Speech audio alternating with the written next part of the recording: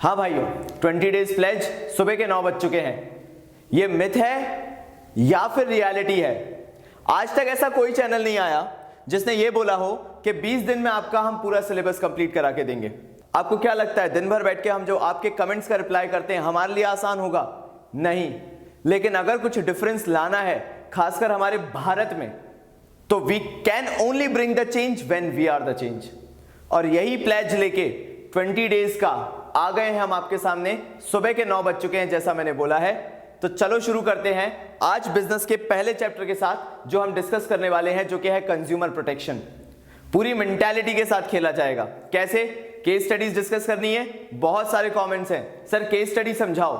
उसके लिए वही गलती जो हम बार बार करते हैं वो अभी भी करते आ रहे हैं।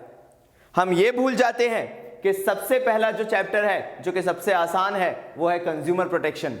ये चैप्टर जितना आसान है, इसकी केस स्टडी समझना भी उतना आसान है। तो बिना देर के चलिए, जो आपको कंफ्यूजन हो रहा है ना कि मिथ है कि रियलिटी, कॉमर्स बाबा का आशीष चौधरी, आपका बाबा जी, शुरू करता है। नमस्ते। Do you think this is your time?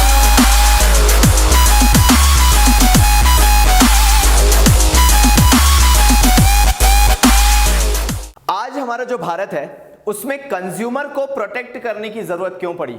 घी में मिलावट है, किराने में राशन में मिलावट है, ऐसी बहुत सारी चीजें हमने देख ली हैं जिसके कारण हमें पता चला है कि वाकई में आज हमारे कंज्यूमर को, ग्राहक को प्रोटेक्ट करने की जरूरत पड़ी है। इसको बहुत ही डिटेल में ना जाके सिंप्लिसिटी के साथ करेंगे, ताकि मैं इसके साथ साथ केस स्टडीज भी डिस्कस करूं और ये चैप्टर यहीं पे खत्म करूं। तो सबसे पहले हम डिस्कस करने वाले हैं इंपॉर्टेंस ऑफ कंज्यूमर प्रोटेक्शन। इसके अंदर पहला पॉइंट आता है कंज्यूमर इग्नोरेंस। आजकल के कंज्यूमर के साथ दिक्कत क्या है पता है? हम लोगों के साथ प्रॉब्लम है। मैं अभी तुम लोगों को ये नहीं सिखा रहा हूं कि लिखना क्या है, अभी मैं बैठ के तुम्हारा रिवीजन करा रहा हूं। और ये जो आधे घंटे के अंदर अंदर का वक्त है, इसके अंदर तुम्हारा एंटरटेनमेंट भी करना है मुझे। तो सबसे पहली चीज जो आती है, हम कंज्यूमर ही इग्नोरेंट हैं।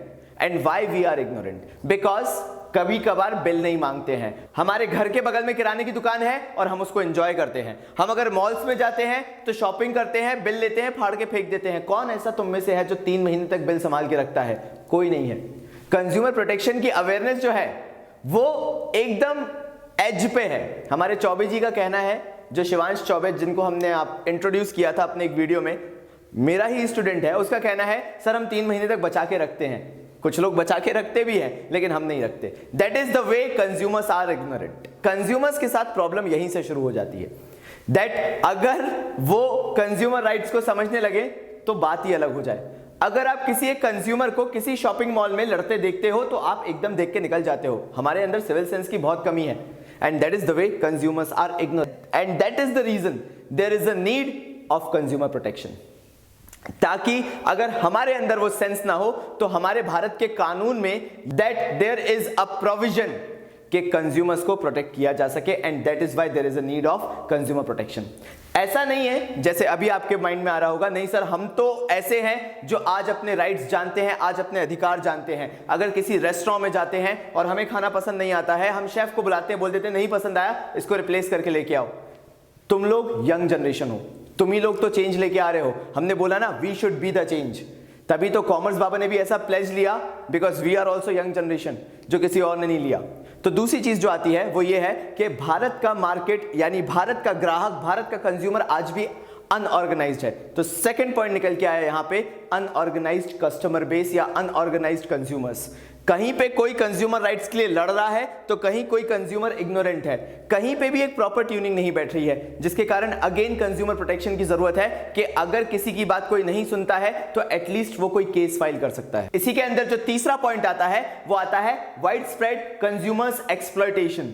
यानी अगर आज आप देखो कि किस तरह से कंज्यूमर्स को एक्सप्लॉइट किया जा रहा है तो उसकी कोई सीमा नहीं है। अब फ्लिपकार्ट पे जाओ, मुझ जैसा बंदा, तो मैं भी एक स्टूडेंट हूं कॉमर्स का और मैं जानता हूं कि यार हमारा एक्सप्लॉयटेशन हो रहा है। फ्लिपकार्ट, जैसा मैंने आपको बोला, मैं मोबाइल ऐप खोल के बैठा रहता हूं। जब भी मेरे पास फ्री टाइम मिलता है तो मेरा एक ही काम है ये देखना कि फ्लिपकार्ट पे प्राइसेस कैसे फ्लक्चुएट हो रही हैं।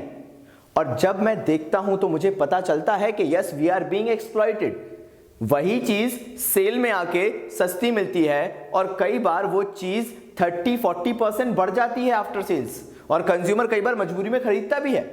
इसी तरीके से तो हमारा एक्सप्लॉयटेशन हो रहा है। चीजें जितने की है नहीं उतनी महंगी बेची जा रही हैं। कई बार हमें क्वालिटी जो है वो इंफीरियर मतलब बहुत खराब दी जा रही है और हमसे पैसे बड़े सुपीरियर मतलब बहुत ज्यादा चार्ज किए जा रहे हैं। हम जब फ्लिपकार्ट पे कोई 150 रुपए की चीज देखते हैं, हमें कोई बैग पसंद आता है, मैं फ्लिपकार्ट की स्पेसिफिक बात नहीं कर रहा, मैं अमेजन पे भी जा सकता हूं, ऐसा नहीं है, कोई स्पेसिफिक मोबाइल एप्लीकेशन की बात नहीं कर रहा हूं, मैं तो एक आपको एग्जांपल दे रहा हूं कि हमने कोई एक अच्छा खासा बैकपैक ऑर्डर किया, बस्ता ऑर्डर किया, जब आया तो इतनी पुअर क्वालिटी का है कि हम उसको यूज ही नहीं कर सकते हैं। ये दिक्कतें ही हमें कंज्यूमर प्रोटेक्शन की तरफ लेके जाती हैं कि हमारे पास ऐसा कोई एक्ट हो जिसके तहत हमें बचाया जा सके, लीगली बचाया जा सके। क्यों भाई चौबे, तूने वो सुना पोन्स पाउडर, पोन्स पोन्स चलो हाँ भाई लोग, हमने एक ब्रेक ले लिया, थोड़ा सा मोनोटोनस हो गया था तो मैं चाहता था कि तुम लोगों को थोड़ा सा ब्रेक दूं। चलो यार आगे इसके शुरू करते हैं। तो हमने क्या सीखा कि कंज्यूमर प्रोटेक्शन एक्ट का होना जरूरी है, फिर चाहे हम वो बिजनेस पॉइंट ऑफ व्यू से बोलें चाहे कंज्यूमर पॉइंट ऑफ व्यू से बोलें। अब जब हम आगे बढ़ रहे हैं तो हमें यह पता करना पड़ेगा कि कंज्यूमर प्रोटेक्शन कब आया, क्योंकि उसके आगे के टॉपिक्स उसी पे बेस्ड हैं जो तुम लोग हमेशा मिस करते आए हो। मैं आगे बात करूंगा कंज्यूमर प्रोटेक्शंस की, किस तरीके से कंज्यूमर राइट्स हैं, किस तरीके से कंज्यूमर ड्यूटीज हैं, लेकिन जहां तक कंज्यूमर राइट्स और कंज्यूमर रिस्पॉन्सिबिलिटीज, कंज्यूमर ड्यूटीज की बात है, उसको शुरू करने से पहले मुझे कंज्यूमर प्रोटेक्शन एक्ट की बात करनी पड़ेगी, क्योंकि वो दोनों एग्जिस्ट ही नहीं करते अगर कंज्यूमर प्रोटेक्शन एक्ट आया ही नहीं होता। तो कंज्यूमर प्रोटेक्शन एक्ट लिख लो अपनी कॉपीज में, आया 1986 में। जब ये 1986 में आया तो इसको एक्चुअल में इंप्लीमेंट किया गया 1 जुलाई 1987 को। जब ये इंप्लीमेंट हो गया तो इसने 3 चीजों पे फोकस किया। ये नोट करना है आपको जो मैं 3 चीजें बोलने वाला। पहली चीज, कंज्यूमर की राइट्स एंड रिस्पॉन्सिबिलिटीज इसके अंदर डिफाइन कर दी गई। दैट मींस कस्टमर जो एक कंज्यूमर होता है, जागो ग्राहक जागो, उसके सिर्फ अधिकार ही नहीं है, उसकी कुछ जिम्मेदारियां भी हैं। ये कंज्यूमर प्रोटेक्शन एक्ट ने बोला। इसके बाद कंज्यूमर प्रोटेक्शन के अंदर यानी कंज्यूमर प्रोटेक्शन एक्ट के अंदर हमने सेफगार्ड किया जो कंज्यूमर्स का इंटरेस्ट था। That means safeguarding the interest of the consumers. और थर्ड चीज जो इसमें आई वो ये था कि एक प्रॉपर लीगल सिस्टम बनाया गया जिसे बोला गया 3 टायर रिड्रेसल एजेंसीज। यानी पहला स्टेप, अगर उससे ऊपर का क्लेम है तो उसके बाद वाली स्टेप, अगर उससे ऊपर का क्लेम है तो थर्ड स्टेप जहां पे सुप्रीम कोर्ट आ जाता है, जिसको मैं आगे डिस्कस करूंगा। तो हमें यहां पे 3 चीजें सीखने मिली। पहली चीज क्या सीखी हमने कि कंज्यूमर जो है उसके राइट्स एंड रिस्पॉन्सिबिलिटीज डिफाइन किए गए कंज्यूमर प्रोटेक्शन एक्ट 1986 के तहत। उसको लॉन्च कब करा गया, कंज्यूमर प्रोटेक्शन एक्ट इंप्लीमेंट कब हुआ, 1 जुलाई 1987 को। इसके अंदर दूसरी चीज जो आई वो थी कि कंज्यूमर को किसी तरह से उसका जो इंटरेस्ट है वो सेफगार्ड किया जा सके कि उसको किसी तरह भी एक्सप्लॉइट ना किया जाए। और फिर 3 टायर रिड्रेसल एजेंसी बनाई गई। तो पूरा चैप्टर क्या बोलता है यहां पे फिर मैं रोकूंगा, क्योंकि मुझे तुम लोगों को एक बार में पूरा चैप्टर याद कराना है। और जब मैंने बोला रिवीजन सीरीज, तो अगर आज मैं आपको चैप्टर याद नहीं करा पाया तो फिर मेरा यहां खड़े होने का मतलब कुछ नहीं है। तो हमने सबसे पहले पढ़ा कि इंपॉर्टेंस ऑफ कंज्यूमर प्रोटेक्शन क्यों था। पहली चीज कंज्यूमर के पॉइंट ऑफ व्यू से पढ़ा। कंज्यूमर का पॉइंट ऑफ व्यू क्या कहता है, याद करो, सोचो जरा क्या मैंने बोला था। मैं सीरियस नहीं हूं, मैं चाहता हूं कि तुम लोगों को याद हो जाए। तो कंज्यूमर के पॉइंट ऑफ व्यू से मैंने ये बोला था कि कंज्यूमर अवेयर नहीं है, that is why consumer protection act is needed for the consumers. फिर मैंने क्या बताया आपको, फिर मैंने ये बोला कि अगर मैं बिजनेस पॉइंट ऑफ व्यू से देखूं तो बिजनेस को खुद को जस्टिफाई करना है एथिकली, मॉरली, कि अगर आप एक इकोनॉमी में काम कर रहे हो तो सही काम कर रहे हो या नहीं कर रहे हो। और इसलिए कंज्यूमर प्रोटेक्शन एक्ट होना जरूरी है कि आखिरकार कंज्यूमर प्रोटेक्शन एक्ट के डर से ही सही बिजनेस सही काम तो करेगा। ये हमें इंपॉर्टेंस पता चल गई। लेकिन कंज्यूमर प्रोटेक्शन एक्ट की जब तक हम लीगली डेफिनेशन नहीं देंगे तब तक मजा ही क्या है। लीगली डेफिनेशन देने की मतलब मैं कोई सेंटेंस नहीं बिल्डअप करना चाह रहा, मैं ये बोल रहा हूं मैं जब इंपॉर्टेंस डिस्कस कर चुका हूं तो उसके बाद कंज्यूमर प्रोटेक्शन एक्ट की बात करना मेरे लिए जरूरी था। तो मैं कंज्यूमर प्रोटेक्शन एक्ट की बात करूंगा, वो है 1986। इंप्लीमेंट कब हुआ, 1 जुलाई 1987 को। और इसी के कारण हमारी सीबीएसई ने 3 टॉपिक हमारे लिए और जोड़ दिए, rights of the consumer, duties of the consumer, that means the responsibilities of the consumer, and at last the 3 tyre redressal system. तो ज्यादा बोर नहीं करते क्योंकि मुझे वीडियो खींचना नहीं है, तो चालू करते हैं सबसे पहले कंज्यूमर राइट से। आखिर कंज्यूमर के अधिकार क्या हैं, the rights of the consumer. तो इसके अंदर पहला आता है वो है right to safety. That means आपकी जान को खतरा नहीं होना चाहिए। Your life should be protected from hazardous goods. ऐसा नहीं होना चाहिए नया नया फ्रिज खरीदा, वर्लपूल चल रहा है, मुंह पे फट पड़ा अच्छा लगेगा क्या? नहीं ना सुनो, टीवी देख रहे थे, बड़े अच्छे से देख रहे थे, पास जाके देखा कि पिक्सल क्लियरिटी कितनी मुंह पे फट पड़ी, अच्छा लगेगा क्या? नहीं ना। तो इसमें क्या करना पड़ेगा? सबसे पहली चीज जो कंज्यूमर प्रोटेक्शन कहता है कि आप कोई भी गुड खरीदोगे तो उसके लिए आपको सेफ्टी जरूर मिलेगी। सेफ्टी का मतलब है यू शुड बी सेफ अगर आप उसे यूज भी करोगे, है ना। मतलब ऐसा कुछ मत करना कि आयरन खरीदी लेके मुंह पे चिपका ली और बोला सेफ नहीं है, नहीं ऐसा नहीं होगा, ठीक है। मतलब राइट टू सेफ्टी का मतलब है अगर कोई चीज हैजार्डियस है तो वो उस चीज का डिस्क्लेमर दे कि अगर आप इसको इस तरीके से यूज करेंगे तो गलत हो जाएगा आपके साथ, ठीक है। तो सेकंड चीज क्या आई? Right to information. अगर पहली चीज थी राइट टू सेफ्टी, अगर कोई हैजार्डियस प्रोडक्ट है उससे रिलेटेड केस स्टडी आती है तो समझ जाना जान को खतरा है। हैजार्डियस का मतलब क्या है? हैजार्डियस मतलब हानिकारक, तो खतरनाक नहीं होनी चाहिए, है ना। ऐसा नहीं होना भाई रेड किल खा लोगे तो वो तुम्हारी प्रॉब्लम है ना वो ऐसा कुछ मत कर लेना, मतलब उस पर डिस्क्लेमर दिया रहेगा। तो अगर इससे रिलेटेड कोई केस स्टडी आती है तो आप एकदम से समझ जाओगे, वो अपन डिस्कस करने वाले हैं, जल्दी जल्दी इसको खत्म करते हैं। फिर आता है right to information. That means as a company they will be informing you related to everything. आपको वो सारी चीज इन्फॉर्म करेंगे, इस चीज की गारंटी है। आपको उनको इंफॉर्मेशन प्रोवाइड कराना, उनका मेरा मतलब है द प्रोड्यूसर्स, जो भी आपको बेच रहे हैं वो प्रोड्यूसर्स आपको सारी इंफॉर्मेशन देंगे, ये आपका अधिकार है। जब भी आप कोई पर्टिकुलर प्रोडक्ट देखेंगे तो उसके बारे में सारी इंफॉर्मेशन होना जरूरी है। मैगी के ऊपर का जो केस हुआ था ना वो यही था कि मैगी ने क्लियरिटी नहीं दी थी कि उनका कंटेंट क्या क्या है। जो लेड कंटेंट है मैगी ने वो डिस्क्लोज नहीं किया था, डिस्क्लेमर नहीं दिया था। एक अच्छी चीज बताऊं, मैगी अभी भी हैजार्डियस है, तो मैगी ने, नेस्ले ने किया क्या? आखिर कुछ नहीं किया। जो हैजार्डियस कंटेंट था अब वो बस उस पर छापने लगे हैं तो मैगी बची हुई है। अदरवाइज मैगी ने अपनी मैगी के अंदर, मतलब नेस्ले कंपनी ने अपनी मैगी के अंदर कोई चेंज नहीं लाया है। चलिए आगे बढ़ते हैं। राइट टू मेक चॉइस के अंदर एज अ कंज्यूमर ये आपका अधिकार है कि आप चॉइस अपने हिसाब से कर सके, कोई आपको फोर्स नहीं कर सकता कोई चीज लेने के लिए। आपने देखा होगा कभी कभार आप तो करते हैं यार, मम्मी पापा के साथ दिक्कत है ना, आपने देखा होगा मम्मियां बड़ी अजीब तरह की शॉपिंग करती हैं और आपको काफी एम्बेरस भी फील करा देती कभी कभार। जैसे कैसे होता है देखना जरा, आप गए बढ़िया आराम से एक अच्छे खासे शोरूम में गए, मम्मी ने सोचा कि आज तो शॉपिंग भर भर के करेंगे। मम्मी ने उससे बोला लाइए कपड़े दिखाइए, मम्मी ने 500 कपड़े का ढेर बना लिया और उन्होंने कहा नहीं अब नहीं चाहिए, हमें पसंद नहीं आ रहा इसमें से। अब जब मम्मी बाहर निकलती तो वो तो टशन में निकल गई, ठगला है। और जितने वहां के शॉपकीपर बैठे हुए थे, जितने अटेंडेंट थे वहां पे, वो आपको ऐसे घूर के देख रहे होंगे जैसे न जाने आपने उनसे उनकी किडनी ही मांग ली हो। ये होता है, ये एम्बैरेसिंग सिचुएशन होती है कि मम्मी 5 घंटे एक शोरूम में बिताती हैं और कुछ खरीद के नहीं आती हैं। तो आपको एम्बैरेसिंग ये लगता है कि मम्मी खरीदना नहीं था तो इतना क्यों किया, लेकिन ये तरीका है, ये आपका अधिकार है। Right to make choice. If you want to buy that is well and good, if you don't want to buy nobody can force you to buy. Next, right to be heard और right to represent yourself as a consumer. ये जो customer care centres खोले गए हैं ना, उसका कारण है बिकॉज आप एज अ कंज्यूमर अपने आप को रिप्रेजेंट कर सकते हैं। अगर आपको लगता है कि आपको एक्सप्लॉइट किया गया है, आपको चीट किया गया है, कोई प्रोडक्ट आपने खरीदा है वो खराब निकला है, तो आपके पास वो अधिकार है, आपके पास वो राइट है कि आप अपनी बात कंपनी के सामने, उनके एग्जीक्यूटिव्स के सामने रख सकें। That is your right. कई लोग इसको कंफ्यूज कर देते हैं राइट टू सीक रिड्रेसल से। राइट टू सीक रिड्रेसल क्या होता है? जस्टिस मांगना। आप जस्टिस नहीं मांग रहे यहां पे क्या है? राइट टू रिप्रेजेंटेशन, मतलब यहां पे आप सिर्फ अपने आप को रिप्रेजेंट कर सकते हो। That means in case you are having any difficulty, any problem, you can file a complaint with the company or like anything. Example लो, फ्लिपकार्ट है, फ्लिपकार्ट, Amazon हो गया, पेटीएम हो गया, पेटीएम मॉल हो गया, जहां से भी आप कोई प्रोडक्ट ऑर्डर कर रहे हो, वो कई बार आपको 30 डेज रिप्लेसमेंट गारंटी देते हैं, 10 डेज रिप्लेसमेंट गारंटी देते हैं। ये क्या होती है? ये होता है right to be heard, right to representation.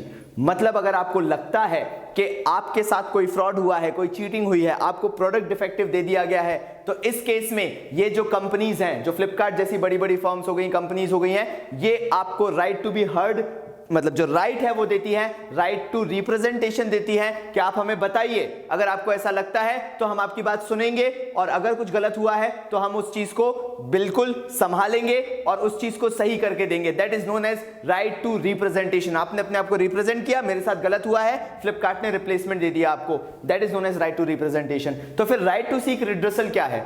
अगर आपके साथ ऐसा फ्रॉड होता है और फ्लिपकार्ट बोलता है कि नहीं हम आपकी मदद नहीं कर सकते, हमने तो सही भेजा है, आप जाने आपका काम जाने, इस केस में क्या करोगे? आप जस्टिस लेने के लिए रिड्रेसल फोरम्स के पास जा सकते हो जो कि गवर्नमेंट से रिलेटेड होती है। एग्जैक्टली अगर बोला जाए तो नेशनल लेवल पे या स्टेट लेवल पे, डिपेंड करता है कि आपका केस कितना बड़ा है। तो आपको समझ में आ चुका है यहां पे कि राइट टू बी हर्ड और राइट टू रिप्रेजेंट जो होता है वो सिर्फ ये होता है कि आप अपने आप को कंपनी के सामने रिप्रेजेंट कर सको। अगर वहां पे समाधान नहीं मिलता है तो नेक्स्ट राइट आपका आ जाता है कि राइट टू सीक रिड्रेसल। उसके खिलाफ, उस कंपनी के खिलाफ आपका पूरा हक बनता है कि आप जाके कंप्लीट कर सको। समझ में आया राइट टू सीक रिड्रेसल और राइट टू बी हर्ड के बीच में डिफरेंस? चलो आगे बढ़ते हैं। फाइनली आपका जो आखिरी राइट है वो है right to consumer education. That means आपका ये पूरा हक है कि आप जानकारी कलेक्ट करो, आप पता करो कि आपके राइट्स क्या हैं, आपकी क्या रिस्पॉन्सिबिलिटीज हैं, आपकी क्या ड्यूटीज हैं, सो दैट कोई आपको चीट ना कर सके। और इन केस अगर आपको लगता है कि कोई आपसे चीट कर रहा है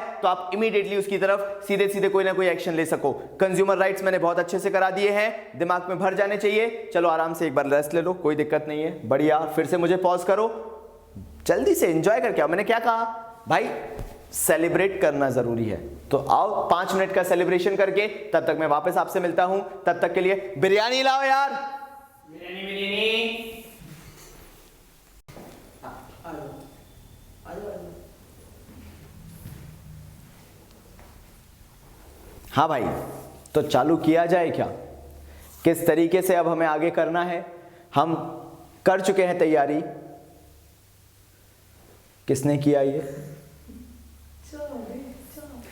ये चौबे को हटाओ यार, इसको मत रहने दिया करो। ऐसा कौन सा, ऐसा कहां से दिखता हूं भाई है? चलो चालू करते हैं अब कंज्यूमर रिस्पॉन्सिबिलिटीज के साथ। आखिर एज अ कंज्यूमर आपकी क्या जिम्मेदारी है? हमने ये तो देख लिया कि आपको क्या क्या अधिकार मिल सकते हैं, लेकिन उसकी जरूरत ही नहीं पड़ेगी अगर आप अपनी जिम्मेदारियों को, अपनी रिस्पॉन्सिबिलिटीज को एज अ ग्राहक, एज अ कंज्यूमर निभाते चले जाएंगे। सबसे पहली रिस्पॉन्सिबिलिटी सिंपल सी है, consumer must exercise his rights.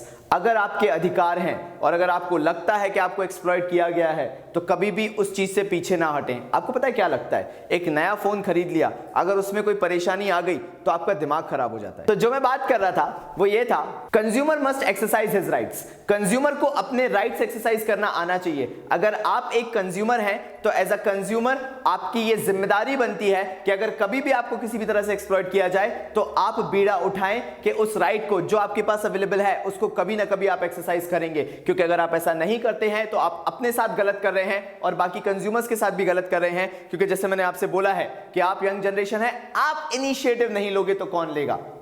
समझो मेरी बात को, अच्छा लगता है करके देखो।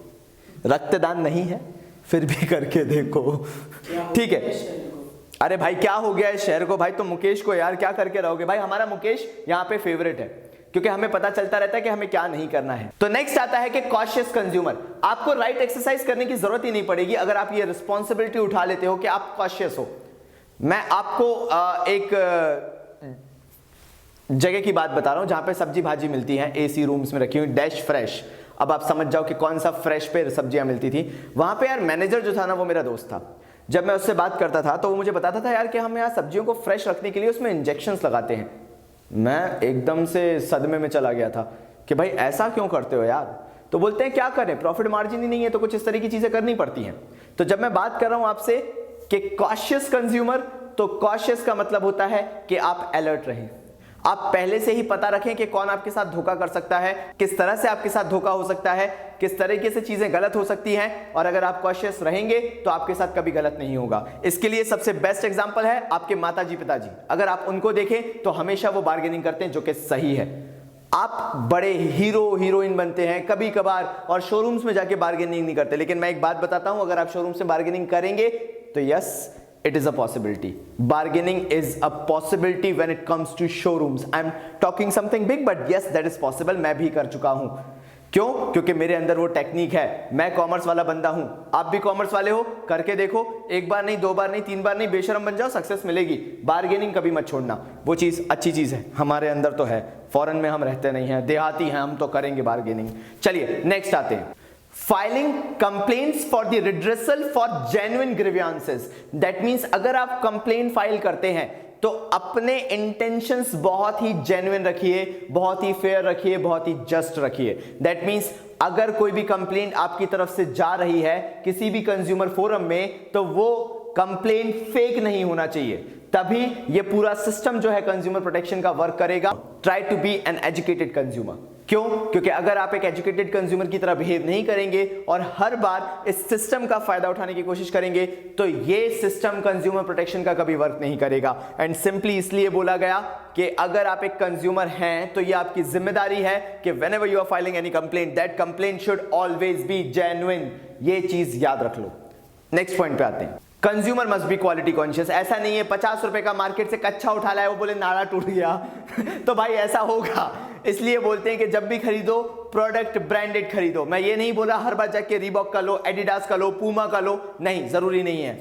कभी ऐसा मैंने आपसे नहीं बोला। मैंने ये बोला कि हमेशा वो चीज ब्रांडेड होना चाहिए। ऐसा सड़क छाप अगर आप उठा के लाओगे और उसके बाद कंज्यूमर प्रोटेक्शन की बातें करोगे तो वो चीज सही नहीं है। जूता खरीद रहे हो 300 रुपए का मत खरीदो, 3000 का तो मिनिमम खरीद लो, कम से कम 1000-1500 का खरीद लो, तब जाके कंज्यूमर प्रोटेक्शन की बात करो। मतलब ऐसा कोई भी चीज अगर आप खरीद रहे हो तो गारंटी वारंटी वाली हमेशा खरीदो, ताकि आपको उस चीज का फायदा मिल सके कि इन केस अगर आपके साथ फ्रॉड हुआ है तो उसके लिए आप उस कंपनी के अगेंस्ट, उस पर्टिकुलर प्रोड्यूसर के अगेंस्ट कोई केस तो फाइल कर सको। नेक्स्ट आता है do not carried away with the advertisement. Advertisement भयानक होते हैं।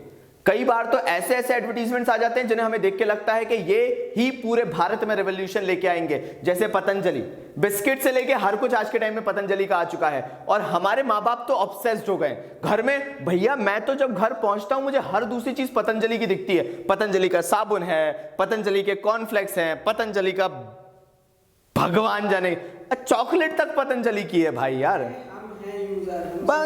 ऐसा नहीं बोल रहा कि मैं पतंजलि खराब है, मैं ये कह रहा हूं कि अगर आप कोई भी चीज खरीदते हो तो मेक श्योर पहली चीज वो क्वालिटी की है, वो ब्रांडेड है, और दूसरी चीज सिर्फ एडवर्टीजमेंट से कैरिड अवे ना हो, अपना एक कॉन्शियस डिसीजन लीजिए और ये समझिए कि वो चीज आपके लिए जरूरी है या नहीं, वो चीज आपके लिए इफेक्टिव है या नहीं, और कोई भी चीज बिना बात के ना खरीद लें। जब तक आपको सेंस ऑफ रिस्पॉन्सिबिलिटी नहीं है तब तक आपको एक्सप्लॉइट किया जाता रहेगा। इसलिए always make a conscious decision.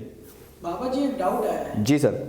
जैसे आपने सब्जियों की बात की, अगर मैं ठेले पे जाता हूँ सब्जी खरीदने और अगले दिन बीमार पड़ जाता हूँ, फिर उसके अगले दिन मेरे माँ बाप बीमार पड़ जाते हैं। जी सर। खा के पूरा खानदान बीमार पड़ जाता है। जी सर। तो फिर मैं कहाँ फाइल करूँ? कहीं नहीं कर सकते सर आप। अगर आपने किसी पर्टिकुलर ऐसी जगह से लिया है जहां पे आपके पास उसका कैश मेमो है, तब तो आप एक रिपोर्ट फाइल कर सकते हो। लेकिन अगर आपके पास कैश मेमो नहीं है और आपकी मेडिकल रिपोर्ट्स वो चीज प्रूव नहीं कर सकती हैं, तो may be it will be very hard for you. But एक चीज आपने इससे प्रूव कर दी कि वो जो लास्ट पॉइंट है हमारा, that insist on cash memo. आप कहीं से भी कोई चीज खरीद रहे हो तो आपके पास एक कैश मेमो होना चाहिए, आपके पास एक बिल होना चाहिए जिसके तहत आप केस फाइल कर सकते हो। क्योंकि अगर आपके पास कैश मेमो नहीं है, you can not file a case against any producer. ये चीज अपने दिमाग में बिठा लो। तो हमने काफी सारी चीजें सीखी, मैं इसको वापस से रिपीट नहीं करूंगा, लेकिन फिर से यहां पे मैं आपको 2 मिनट का ब्रेक दूंगा। कैसे? मुझे करो पॉज, मैं जब तक आता हूं। निकालो पतंजलि के कॉर्नफ्लेक्स, वही खाएंगे आज।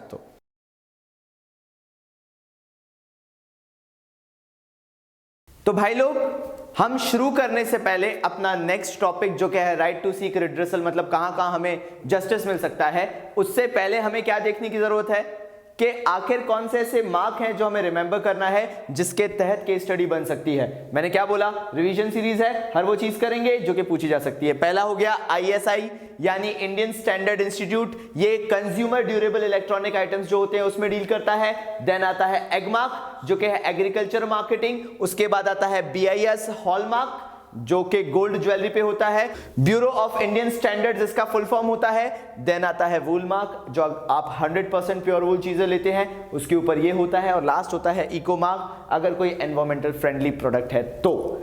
चलिए इसको नोट डाउन करिए जल्दी से ताकि हम आगे बढ़ सकें। फिर से मैं यहाँ पे बोलूंगा कि आप मुझे पॉज करिए और इसको नोट करने के बाद हम फिर मिल रहे हैं जल्दी से।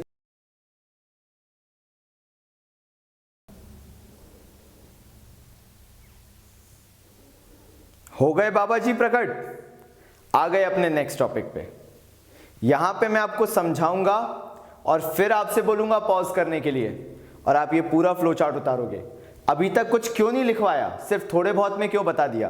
क्योंकि जो उनके ऊपर केस स्टडीज आने वाली हैं उनके लिए मैं आपके कंसेप्ट्स बनवा चुका हूं। आपको उसमें सिर्फ फाइंड आउट करना होगा कि कौन सी चीज क्या है, कौन सा राइट है, कौन सी रिस्पॉन्सिबिलिटी है, जो कि अभी जब अपन एक टेस्ट सा रखेंगे उसके अंदर बड़े आसानी से समझ में आ जाएगा। लेकिन अब बात आ जाती है वो चीज जो तुम लोगों को याद रखनी है, और ये फ्लो चार्ट्स के थ्रू तुम याद रखोगे। मैं सिर्फ 3 फ्लो चार्ट बनवाने वाला हूं, जिनमें से सबसे पहला फ्लो चार्ट ये है कि अगर आपको रिड्रेसल लेना है, जस्टिस लेना है, तो आप किस तरीके से डिस्ट्रिक्ट फोरम को कांटेक्ट करने वाले हो। चलो समझना चालू करते हैं। डिस्ट्रिक्ट फोरम में होता कौन कौन है? इसमें एक प्रेसिडेंट होता है और 2 अदर मेंबर्स हो सकते हैं, एनी 2 अदर मेंबर्स। नाउ वो जो 2 मेंबर्स हैं वो प्रेसिडेंट के साथ साइमल्टेनियसली काम करेंगे। अब ये प्रेसिडेंट कौन होगा ये भी पता होना जरूरी है। ये एक रिटायर्ड जज हो सकता है, ये वर्किंग जज हो सकता है। कहां का? ऑफ अ डिस्ट्रिक्ट कोर्ट का। डिस्ट्रिक्ट कोर्ट का फिर से कौन सा? रिटायर्ड और वर्किंग जज, दोनों में से कोई भी होगा, काम चल जाएगा। फिर इसे कौन अपॉइंट करेगा? State government. देखो मैंने स्टेट गवर्नमेंट को हाईलाइट किया है, तुम भी करोगे। ब्लैक ब्लू पेन यूज कर सकते हो, अपने एडमिट कार्ड के पीछे देख लेना, लिखा होता है black/blue इंक, दैट मींस दोनों इंक का यूज कर सकते हो। आगे आएंगे जब अपन, तो सेकंड पॉइंट आ जाते हैं। ये पहला पॉइंट कंप्लीट। क्या सीखा? कि इसमें एक प्रेसिडेंट होगा, 2 मेंबर होंगे। जो प्रेसिडेंट होगा वो वर्किंग या रिटायर्ड जज होगा डिस्ट्रिक्ट फोरम का, उसको कौन अपॉइंट करेगा? स्टेट गवर्नमेंट अपॉइंट करेगी। आगे जब सेकंड पॉइंट पे आते हैं तो क्या है इसमें, ये देखेंगे कि ये क्लेम वाले चक्कर क्या है। जो कंप्लेंट्स हैं गुड्स एंड सर्विसेज के लिए डिस्ट्रिक्ट फोरम में, वो 20 लाख रुपए तक की जा सकती हैं। अब वो जो कंप्लेंट की गई है, अगर आप डिस्ट्रिक्ट फोरम से सेटिस्फाइड नहीं हो, उनके रिजल्ट से सेटिस्फाइड नहीं हो, और डिस्ट्रिक्ट फोरम आप पे पेनाल्टी चार्ज कर देती है कि नहीं तुमने गलत किया है, तो तुम क्या करोगे? अपना केस आगे लेके जाओगे। जब केस आगे लेके जाओगे तो आप कहां पे अगेंस्ट कर सकते हो केस? स्टेट कमीशन के पास। आप जजमेंट के अगेंस्ट में अपील करोगे स्टेट कमीशन के पास 30 दिन के अंदर, जब डिस्ट्रिक्ट फोरम ने अपना जजमेंट अनाउंस किया था। आपने 30 डेज के अंदर वहां पे जजमेंट जो अनाउंस किया था उसके अगेंस्ट में अपील की स्टेट कमीशन के पास। वो अपील करते वक्त आपको 25,000 रुपए डिपॉजिट करने पड़ेंगे, या जो भी आपके ऊपर पेनाल्टी लगाई गई है उसका 50% आपको जमा करना पड़ेगा स्टेट कमीशन के पास, जो कम होगा, विच एवर इज लेस। तो क्या पड़ा, एक बार फिर से रिवाइज करेंगे ताकि आपको यह ना लगे कि मैं आपके साथ आपका साथ नहीं दे रहा। तो डिस्ट्रिक्ट फोरम के अंदर एक प्रेसिडेंट होता है और 2 मेंबर होते हैं। जो प्रेसिडेंट होता है वो रिटायर्ड या वर्किंग जज हो सकता है। कहां का हो सकता है? डिस्ट्रिक्ट कोर्ट का। इसको कौन अपॉइंट करेगा? स्टेट गवर्नमेंट अपॉइंट करेगी। उसके बाद हम सेकंड पॉइंट पे आए। हमने सेकंड पॉइंट में सीखा कि जो कंप्लेन है वो गुड्स एंड सर्विसेज के लिए 20 लाख रुपए तक की कंप्लेन रजिस्टर कराई जा सकती है। लेकिन अगर आप उस जजमेंट से सेटिस्फाइड नहीं हो तो भी आपके पास ऑप्शन है, आप जाके स्टेट कमीशन में जो डिस्ट्रिक्ट फोरम ने डिसीजन लिया था उसके अगेंस्ट में आप अपील कर सकते हो स्टेट कमीशन में। स्टेट कमीशन में जब आप जाओगे तो आपको 25,000 रुपए डिपॉजिट करने पड़ सकते हैं, या फिर 50% ऑफ द पेनाल्टी डिपॉजिट करना पड़ सकता है। इनमें से जो भी दोनों में से कम होगा आप डिपॉजिट करके अपील कर सकते हो। अब आ जाते हैं हमारे नेक्स्ट टॉपिक पे, जो है स्टेट कमीशन। जैसा मैंने आपको बोला, यहीं पे पॉज करो, इसको लिखो, ताकि आगे जो मैं आपको बताने वाला हूं वो आप और अच्छे से समझ सको। तथास्तु। फिर से चालू करते हैं। क्या चालू करते हैं? देखिए हमने यहां पे चेंज लाया है। जो स्टेट कमीशन है उसके अंदर कोई ज्यादा चेंज नहीं है, उसके अंदर थोड़ा सा चेंज है। और अगर आपने पहला वाला चार्ट बना लिया होगा मुझे पॉज करके, तो आपको ये वाला चार्ट तो और आसानी से समझ में आएगा। इसके अंदर भी प्रेसिडेंट होगा और 2 मेंबर्स होंगे। जो प्रेसिडेंट होगा वो रिटायर्ड या वर्किंग जज ही होगा, लेकिन बस चेंज क्या हो जाएगा कि वो होगा अब हाई कोर्ट का। देखो मैंने वहां से ब्लू पे हाईलाइट करके रखा है कि वो जज हाई कोर्ट का होगा। अब जब हाई कोर्ट का होगा, लेकिन उसको तब भी अपॉइंट कौन करेगा? State government. तो वो भी चेंज नहीं है कुछ, जो पहले वाले में था इसमें भी वही चीज है कि स्टेट गवर्नमेंट के थ्रू उसको अपॉइंट किया जाएगा। अब आगे सेकंड पॉइंट में चेंज देखते हैं कि क्या है। अगर आपको पता हो, आपने जो पहले चार्ट बनाया है उसके अंदर आपने लिखा था कि 25 लाख तक का अगर कोई केस है तो वो जाता है डिस्ट्रिक्ट फोरम के अंदर। तो स्टेट कमीशन में 25 लाख से ऊपर तक का केस डिस्ट्रिक्ट फोरम के अंदर केस जाता है तो वो 20 लाख रुपए तक का जाता है। तो अब जब स्टेट कमीशन के अंदर जाएगा तो 20 लाख से ऊपर तक का जाएगा, लेकिन 1 करोड़ उसकी अपर लिमिट होगी। मैक्सिमम केस स्टेट कमीशन जो हैंडल करता है वो 1 करोड़ रुपए तक का करता है। अगर आपको उसके बाद भी सेटिस्फेक्शन नहीं है तो अभी भी आपके पास चांस है कि आप अपील कर सकते हो जजमेंट के अगेंस्ट में, लेकिन अब आप कहां पे अपील करोगे? नेशनल कमीशन के पास। इसमें जो डिपॉजिट है वो 35,000 का कर दिया गया है। पेनाल्टी या फिर 50% आपको उसका भरना पड़ता है, जो भी लेस होता है 30 डेज के अंदर। तो फिर से एक बार डिस्ट्रिक्ट फोरम को रिवाइज करते हैं। डिस्ट्रिक्ट फोरम में क्या था? स्टेट कमीशन हटा दो, अभी डिस्ट्रिक्ट फोरम की बात करते हैं। प्रेसिडेंट था, 2 मेंबर थे। जो प्रेसिडेंट था वो रिटायर्ड या वर्किंग जज था। कहां का था वो? लेकिन आराम से याद कर लो, डिस्ट्रिक्ट कोर्ट का था। और उसको किसने अपॉइंट किया था? स्टेट गवर्नमेंट ने ही अपॉइंट किया था। ये पहला पॉइंट वहां पे खत्म होता था। दूसरा उसके अंदर आता था कि आप गुड्स एंड सर्विसेज के लिए कंप्लेंट फाइल कर सकते थे, लेकिन सिर्फ 20 लाख रुपए तक। अगर आप वहां पे भी जजमेंट से सेटिस्फाइड नहीं थे तो आप स्टेट कमीशन में फाइल कर सकते थे 30 डेज के अंदर अंदर। ये मैंने आपको सिखाया था। उसके आगे क्या था कि 30 डेज के अंदर जो आप केस फाइल करोगे स्टेट कमीशन के अंदर, जो आप अपील करोगे जजमेंट के अगेंस्ट में, वो आपको 25,000 रुपए या फिर 50% ऑफ द पेनाल्टी, जो भी कम होगा उस अमाउंट के साथ स्टेट कमीशन में जाना पड़ेगा। फिर जब स्टेट कमीशन में आए तो कुछ थोड़ी बहुत चीजें चेंज हुई। अभी भी एक प्रेसिडेंट है, लेकिन मेंबर्स अभी भी 2 हैं। उस प्रेसिडेंट के साथ क्या चेंज हुआ है कि वो जो प्रेसिडेंट है ना भाई, वो प्रेसिडेंट अब है हाई कोर्ट का, लेकिन अभी भी कंट्रोल किसका? स्टेट गवर्नमेंट का है। जो सेकंड पॉइंट में चेंज आया, मैं फिर से रिपीट कर देता हूं कि गुड्स एंड सर्विसेज में अब आप 20 लाख रुपए से ऊपर का केस स्टेट कमीशन में लेके जा सकते हो, बट वो मैक्सिमम केस 1 करोड़ तक का जा सकता है। और अगर आप उनके जजमेंट से सेटिस्फाइड नहीं हो तो आप अपील कर सकते हो 30 दिन के अंदर नेशनल कमीशन में, जहां पे 35,000 आप डिपॉजिट करो, उसके बाद 50% ऑफ द पेनल्टी से उसे कंपेयर करो। 35% और द 50% पेनल्टी, जो भी कम होगा उस डिपॉजिट के साथ आप नेशनल कमीशन में अपना केस फाइल कर सकते हो और वहां पे आपके केस को हैंडल आउट किया जाएगा। चलिए इसको आप लिख लीजिए। मैं फिर से प्रकट होता हूं तीसरे फ्लो चार्ट के साथ।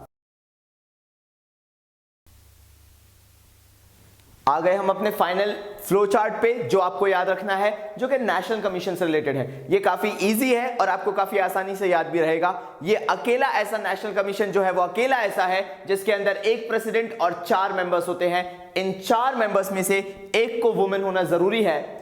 इसका डिसीजन लिया जाता है, यानी इनका अपॉइंटमेंट्स, जो प्रेसिडेंट हो गए और मेंबर्स हो गए, इनका अपॉइंटमेंट करती है सेंट्रल गवर्नमेंट। और एक जो पॉइंट आप भूल जाते हो कि सेंट्रल गवर्नमेंट अकेले ये डिसीजन नहीं लेती है, इसके लिए उन्हें कंसल्ट करना पड़ता है चीफ जस्टिस ऑफ इंडिया से, तभी यहां पे ये मेंबर्स और प्रेसिडेंट का अपॉइंटमेंट हो पाता है। यहां पे जब आप कंप्लेंट्स करते हो गुड्स एंड सर्विसेज की, तो उनकी जो लिमिट है वो 1 करोड़ से ऊपर होनी चाहिए, तभी आप नेशनल कमीशन में कोई भी केस फाइल कर सकते हो। अगर आपको यहां पे भी सेटिस्फेक्शन नहीं लगता है तो आप सुप्रीम कोर्ट में जाके केस फाइल कर सकते हो 30 डेज के अंदर। आपको कानून इंसाफ जरूर देगा। चलिए, तो यहां पे फिर आप मुझे पॉज कर सकते हैं, ये पूरा आप चार्ट याद रख सकते हैं। मैंने आपको यहां पे कंज्यूमर प्रोटेक्शन खत्म करवा दिया है, अब बारी आएगी केस स्टडीज की। तब तक के लिए मेरी तरफ से धन्यवाद। आई होप आपने हमारे साथ बैठ के ये कुछ टाइम बिताया होगा, कंज्यूमर प्रोटेक्शन की थ्योरी भी पढ़ी होगी, साथ साथ में कंज्यूमर प्रोटेक्शन से रिलेटेड पूरी 21 केस स्टडीज भी सॉल्व की होंगी। मुझे बहुत अच्छा लगा आप लोगों के साथ यहाँ पे इस तरीके से आपका रिवीजन करवाने में। ये आज पहला दिन था, हमारा प्लेज अभी भी जारी है। तुम लोगों को अभी भी बहुत आगे तक मेहनत करनी है, जैसे हम तुम्हारे लिए कर रहे हैं। मैं बार बार वही चीज बोल रहा हूं, आओ इंस्टाग्राम पे आओ, हमारा पेज फॉलो करो, हमें वहां पे रेगुलर अपडेट्स आपको देने हैं। मैं यूट्यूब कम्युनिटी के थ्रू भी आपको अपडेट्स दूंगा, लेकिन इंस्टाग्राम हमारे लिए ज्यादा सही सोर्स है जहां पे हम आपको रेगुलर अपडेट्स दे सकें। हमारी टीम कॉमर्स बाबा जो है, हम सब लोग दिन रात लगे हुए हैं, हमने सब कुछ छोड़ दिया है सिर्फ आप लोगों के लिए, ताकि आप तक कंटेंट आ सके। तो do follow us on Instagram. इस वीडियो को मैंने क्या बोला, फ्री है, डाउनलोड करना है डाउनलोड करो, अपने मोबाइल में रखना है रखो, लेकिन वर्ड स्प्रेड कर दो। कॉमर्स बाबा आ गया है, 20 डेज प्लेज लेके आ गया है, ताकि कोई भी ऐसा बच्चा जिसने आज तक अभी तक ढंग से रिवीजन ना किया हो वो बच पाए। हर एक के पास कंटेंट होना चाहिए। याद रखना, एजुकेशन जब तक फ्री नहीं है उसका कोई मीनिंग नहीं है। तो मैं हर उस इंसान की हेल्प करना चाहता हूं जिस तक मैं खुद फिजिकल फॉर्म में नहीं पहुंच सकता हूं। तो तब तक के लिए, जब तक आप कॉमर्स बाबा को दुनिया के हर कोने में पहुंचा रहे हैं, मेरे तरफ से यानी बाबा जी की तरफ से धन्यवाद।